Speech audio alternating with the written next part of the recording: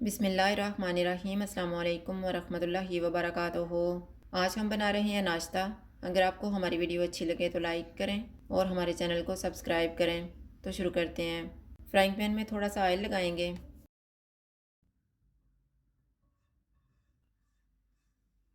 चूल्हे को कम रखेंगे और इसमें tortilla रैप रखेंगे। इसके ऊपर 4 अंडे डालेंगे।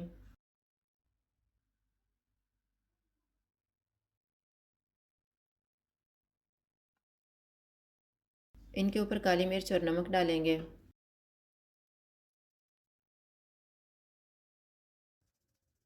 सब्ज़ धनिया डालेंगे। मोज़रेला चीज़ डालेंगे। इसके ऊपर tortilla रैप रखेंगे और 5 मिनट के लिए कवर कर देंगे।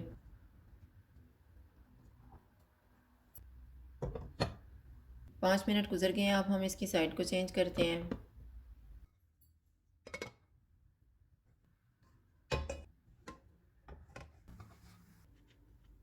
इसके ऊपर टमाटर के स्लाइसेस रखेंगे।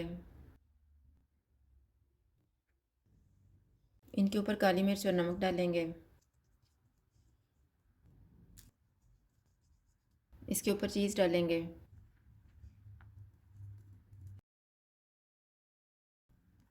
इसके ऊपर ड्राइड ओरिगानो डालेंगे।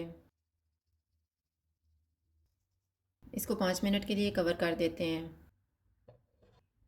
5 मिनट गुजर गए हैं। नाश्ता तैयार हो गया है। चूल्हा बंद कर देते हैं।